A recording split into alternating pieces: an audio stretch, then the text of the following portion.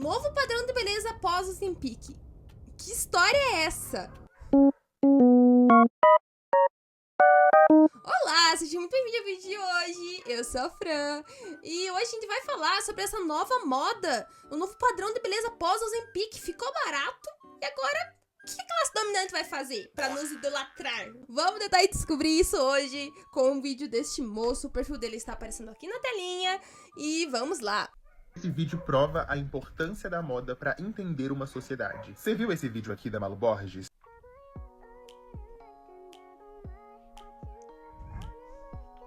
E esse foi... Não, eu não tinha visto esse vídeo da Ozempic. Meu Deus, o que eu tô falando? Kogo, você defende que uma padaria tenha um míssil de cruzeiros? Ou um míssil antiaéreo? Sim. Não, eu não vi esse vídeo da Malu Borges. Quê? O que tá acontecendo? Vamos descobrir. Outro chute aqui da Hailey Bieber. Você já viu? E arranjos Eita. de flores parecidos com esse daqui já passaram pelo seu feed alguma vez, né? Você percebeu que tudo isso tem em comum? Percebeu, né? Comida. Ai, gente. Que sofrimento. Tá, pera. Então, os dois vídeos que apareceram foram um desperdício de comida e o terceiro também. Dá pra gente considerar que é um desperdício de comida também, né? Imagina. Tá, tô entendendo. Vamos lá. Não só comida, desperdício de comida. Porque assim, a Malu Borges não vai comer todos esses pães. E as comidas da sacola da Hailey estão literalmente caindo no chão. Essas frutas, nos arranjos, vão apodrecer junto com as flores. Um tempo atrás, vários vídeos começaram a bombar aqui nas redes sociais se perguntando: agora que a patente do Ozempic vai cair e ele vai se tornar um remédio mais acessível para... Ih, ó, bombástico. Novo Ozempic? A corrida das farmacêuticas por remédios voltados à perda de peso.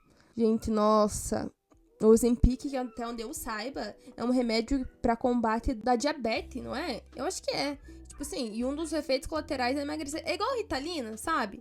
Ritalina é um remédio que era dado pra TDAH, graças a Deus não me é dado mais. Eu tomei por muitos anos o Ritalina, eu tive vários distúrbios alimentares nesse sentido, assim, de que eu tinha completa aversão de comida.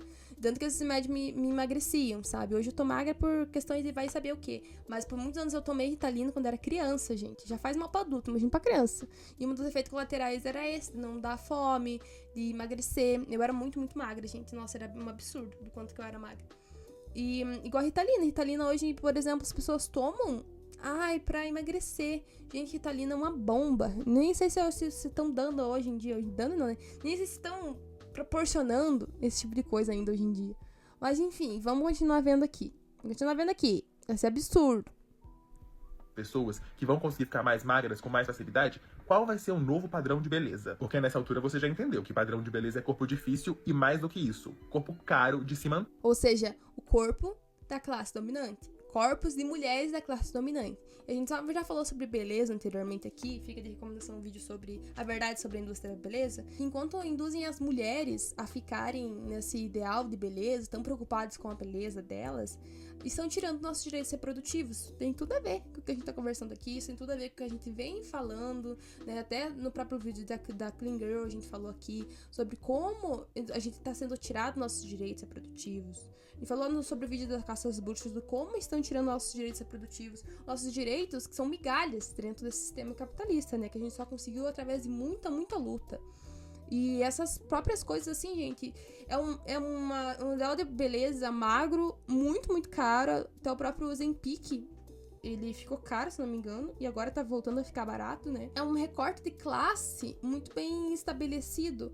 Só que é o que a gente acaba consumindo, tá? Pela própria compra que eles fazem pra entregar esse conteúdo pra gente, como pela própria lógica dentro desses aplicativos, né? De quando a mulher vem reforçar. Isso eu vi a Carol Sardá falando no vídeo dela, na live dela, na verdade, e eu achei assim, brilhante, é exatamente isso.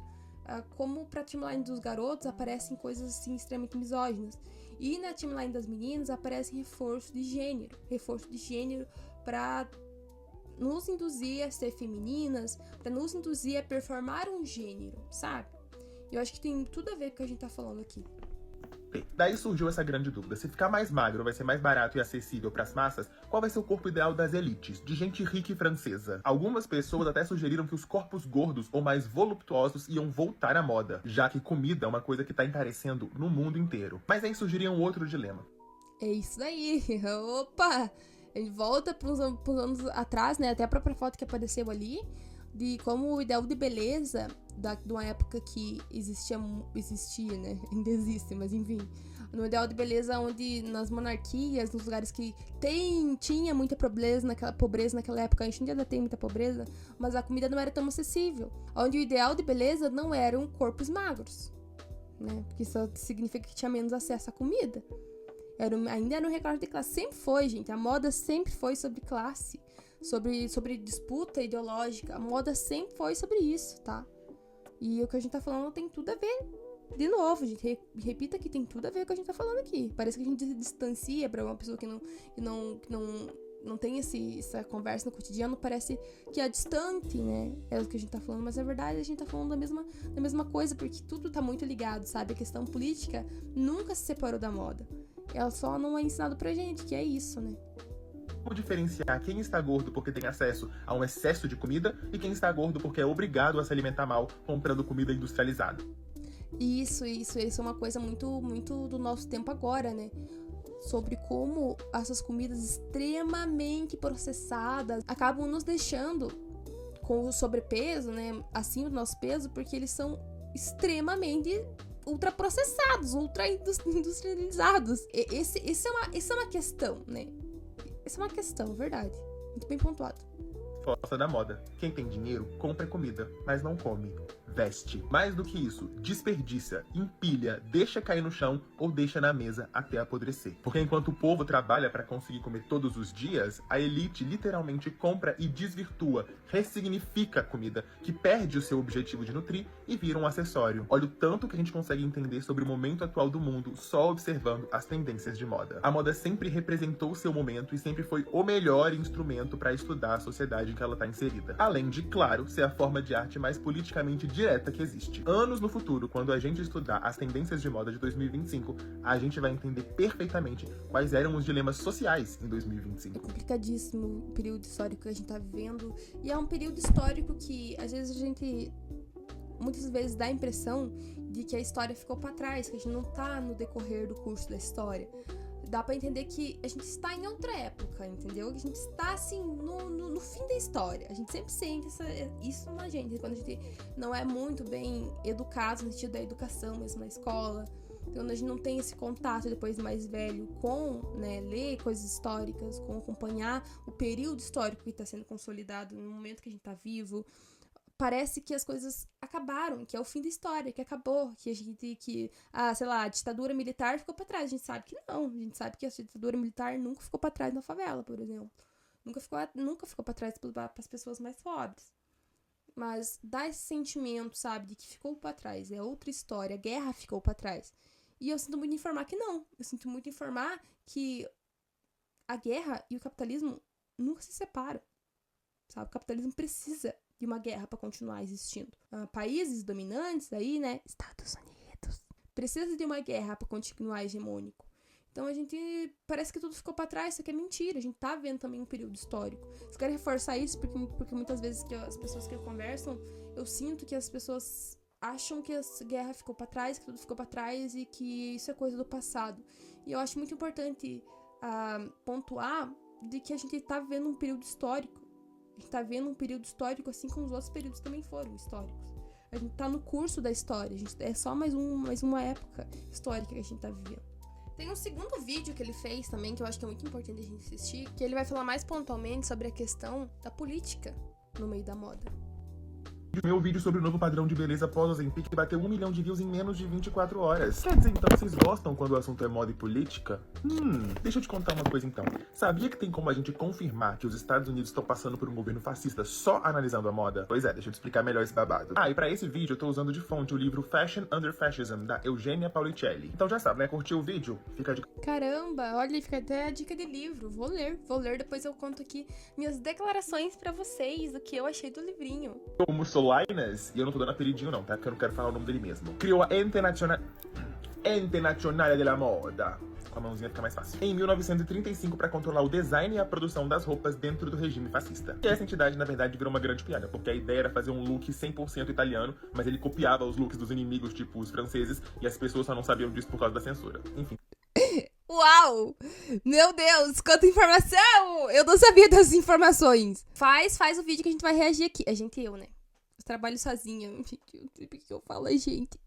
Iremos reagir aqui, ó. Faz, por favor, faça. Faça o que eu tô esperando pra gente reagir e continuar falando sobre como a indústria da beleza é usada politicamente. Como a indústria da moda é usada politicamente pra nos idolatrar. Ai!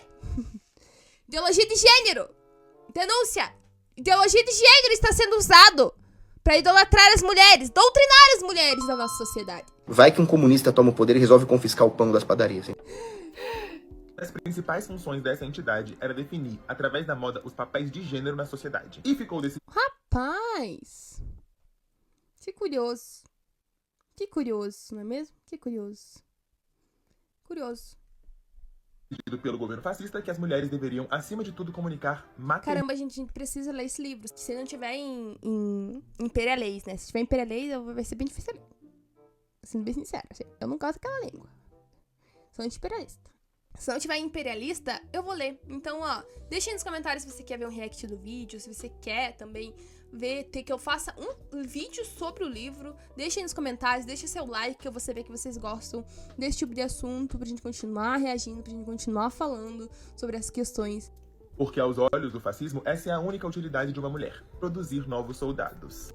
Ó que eu falei sobre o vídeo do Caixas Bruxas, ó que eu falei sobre os direitos reprodutivos, sobre tudo. A mulher, gente, é a primeira fábrica de trabalhadores da história. A mulher é a primeira fábrica de trabalhadores. Pode parecer uma ideia absurda, mas eu convido de volta vocês assistirem o vídeo Caça às Bruxas. É só clicar aqui em cima, vai estar no card na descrição daqui do vídeo. Eu não sei mais onde é que fica os cards no YouTube do celular, gente. Sinceramente, eu não sei. Eu coloco e eu não sei se aparece. Então vai estar aqui na descrição esse vídeo sobre a caça às bruxas, que eu falo sobre o período da Inquisição, sobre o controle reprodutivo dos corpos, sobre como as mulheres, elas foram... sobre como as mulheres foram reprimidos os direitos reprodutivos das mulheres por interesse econômico, de mão de obra barata dentro do capitalismo. Meu povo, não tá fácil pra ninguém. Veja o vídeo, tá? Que ele fala tá certíssimo. É isso aí, Divo. Que nasceram dessa loucura foram esses daqui. E a coisa que mais chama... Caramba! Meu Deus, é muito francês mesmo! Gente! Meu Deus! E é claro que eles não iam saber, né? Se tinha censura dentro, é claro que eles não iam saber que a moda que tá sendo desenvolvida lá, na verdade, era uma cópia da França. Faz todo sentido. Nesses looks é o quão acinturados eles são. Percebe? As cinturas bem marcadas servem pra criar essa silhueta de ampulheta nas mulheres, que destacam duas coisas, o quadril e os seios. E dar destaque para essas duas partes do corpo feminino tem a intenção de comunicar que essa mulher é ou vai ser uma boa mãe. Que filhos da puta. Que ódio! Isso não é muito diferente hoje em dia, gente. Até a própria moda do mundo todo. Esse espetáculo da magreza, né? Justamente... valorizando essas próprias partes. Parece que tudo do que é ser mulher é voltado a ser mãe. Até que a gente olha pra moda, é voltado, tem essa doutrina ideológica. Eu tô adorando usar essas palavras de extremo direito, porque pra mim, elas são, assim, muito boas porque a gente usa pro nosso extremo, sabe? Doutrina ideológica, ideologia de gênero. Essa ideologia de gênero que o direito impõe na gente, que a classe dominante impõe na gente, no caso, que convenientemente são de direito, mas enfim... até nisso tem essa ideologia de gênero, cara, é foda. O quadril avantajado dá a impressão de que essa mulher vai conseguir parir vários filhos, aumentando ainda mais o exército italiano. E os seios marcados dão a impressão de que essa mulher pode nutrir uma criança até ela se transformar num homem grande e forte, um excelente militar. Tendo a vida completamente moldada pro trabalho de cuidado, que não é remunerado, tá? Não é remunerado. Estou pontuando essas coisas aqui, pra gente não deixar batido, não sair passar despercebido, porque as coisas são muito, muito sérias, muito importantes dentro do capitalismo, que muitas vezes a gente acaba negligenciando, né? Porque a gente é ensinado a não ver esse tipo de contradição dentro do capitalismo. Então esse visual aí tinha uma intenção clara e direta. Só de olhar, sem nenhuma palavra, você tinha que concluir que mulher é igual a mãe. Agora deixa eu colocar pra vocês aqui na tela 3 looks de 3 pessoas importantíssimas que participaram da posse do Trump agora em janeiro. A primeira é a Ivanka Trump, filha do presidente e uma das principais apostas do partido. Caramba. Gente, olha... Eu vou deixar o Divo falar. republicano para suceder o pai. Agora olha só o look da Usha Vance, segunda dama dos Estados Unidos, esposa do vice-presidente J.D. Vance. Agora o look da Melania, que eu não vou chamar de primeira dama, porque na minha cabeça não faz sentido que nesse país exista uma dama que esteja na frente da Beyoncé. Vocês perceberam, né? Eu não preciso falar nada, até porque a ideia é essa mesmo, é o look falar por ele mesmo. Mas só pra fechar o vídeo, caso até aqui você tenha duvidado de mim, vou deixar aqui uma frase dita pela Ivanka, aquela que é filha do Trump e provavelmente vai suceder ele, pra transformar em palavras as intenções desses looks. O trabalho mais importante que qualquer mulher pode ter é ser mãe.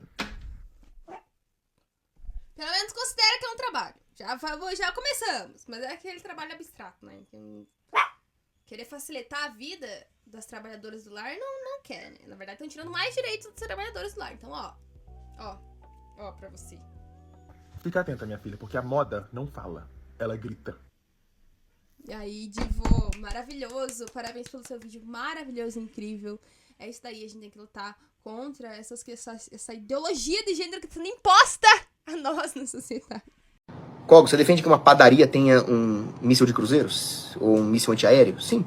Não, gente, mas tirando as brincadeirinhas à parte, as alfinetadas na extrema-direita, eu acho que a gente precisa disputar essa ideia, disputar essa narrativa sobre a moda. A gente precisa cada vez mais falar como a moda ela tá indissociavelmente ligado com a opressão das mulheres, que a indústria da moda está indissociavelmente ligado com a dominação do direito das mulheres, a dominação das mulheres dentro da sociedade, e essa ideia de que a gente sempre tem que estar cumprindo esse papel, que a gente só existe muitas vezes para cumprir o papel de mãe, como vocês muito bem viram aqui. E enfim, camaradas, é isso aí. Espero que vocês tenham gostado do vídeo. Não deixem de assistir o vídeo do Caça às Bruxas, que é um vídeo que tá muito bom, humildemente, o vídeo ficou maravilhoso. A gente precisa falar sobre essas questões, a gente precisa disputar a consciência dessas mulheres que vão se pegar infelizes, por não estar cumprindo esse papel, por não estar conseguindo performar essa ideia de gênero, essa ideia de performance mesmo de gênero, da feminilidade, porque elas não têm recurso para isso. E é uma ideia, né, muito bem pensada. Enquanto a gente tá preocupado em ser magra, em ter cintura fina, todas essas ideias, né, que como ele muito bem pontuou no vídeo, são ideias de performar algo que vai mostrar que você vai ser uma boa mãe, sabe? Enquanto a gente tá preocupado com essas coisas, estão tirando nossos direitos reprodutivos em todo mundo. Enfim, camaradas, é isso aí. Organize-se classe trabalhadora, organize-se mulher. A gente não tem nada a perder na Revolução Socialista, a não ser os nossos grilhões. Até a próxima, camaradas.